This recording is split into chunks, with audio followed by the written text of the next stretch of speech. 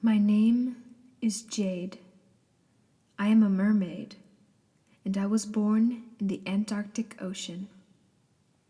My family has always told legends about the other oceans that are warm and clean and bright, so clean and pure that you can see through the water for miles, so warm and bright that the sunlight makes the sea sparkle like a million stars. One day, I decided to go on an adventure to the legendary Pacific Ocean. I had been dreaming about it since I was a child. I swam for weeks. When I finally arrived and realized where I was shocked. What I saw around me simply did not match up with the stories I had heard. I was horrified to discover that the Pacific Ocean of my ancestors was far from the Pacific Ocean of today. What I found was polluted, poisoned waters, full of garbage and other waste placed there by humans.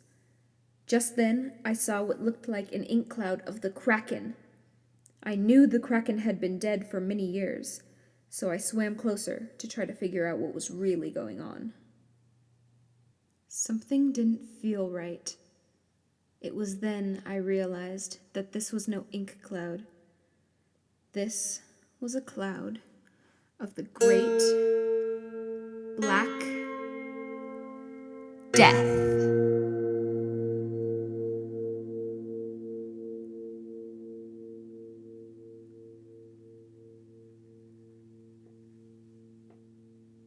There is only one creature capable of creating such a catastrophe. Humans.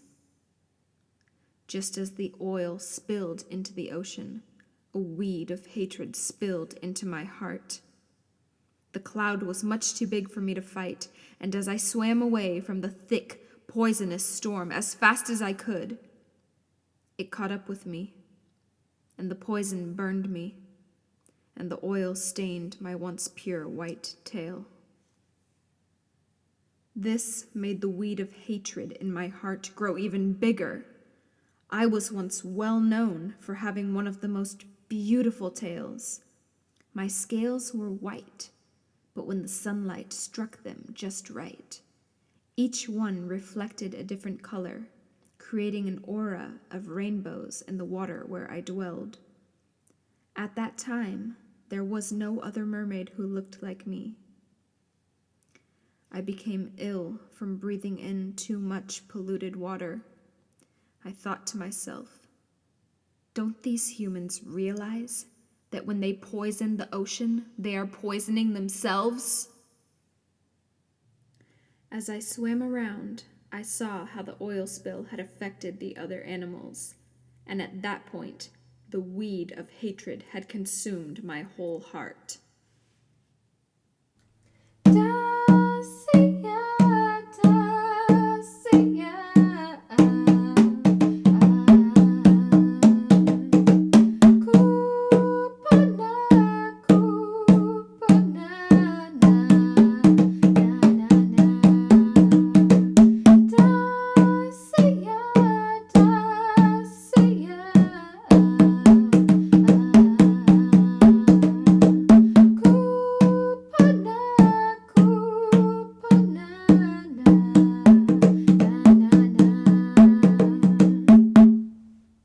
I wanted nothing more than to destroy all humans and go back to the life of beauty and peace that I once knew.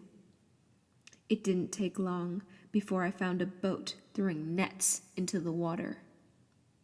Those greedy humans, I said out loud. What more must you take from us? I shouted up towards them. I will drown them. I will turn over their ship. And as I charged full force toward the starboard side of the ship, I saw the humans throw out their net and capture some of the garbage in the water. I stopped to watch them as they pulled the net onto the ship. I knew that it would be against Neptune's law to speak to them. Neptune's law states that no mermaid shall speak, touch, or be seen by a human unless it is a matter of life and death. I decided to make the exception, for this was most certainly a matter of life and death.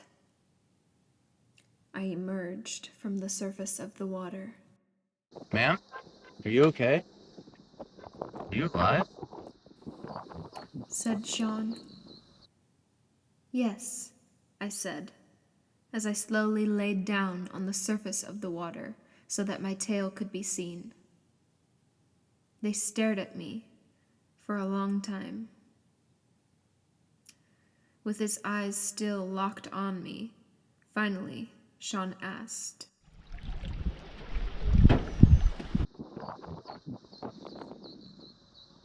Danny, you see this? Yes. she replied, and in a voice that I will never forget, she said, That is the most beautiful thing I have ever seen.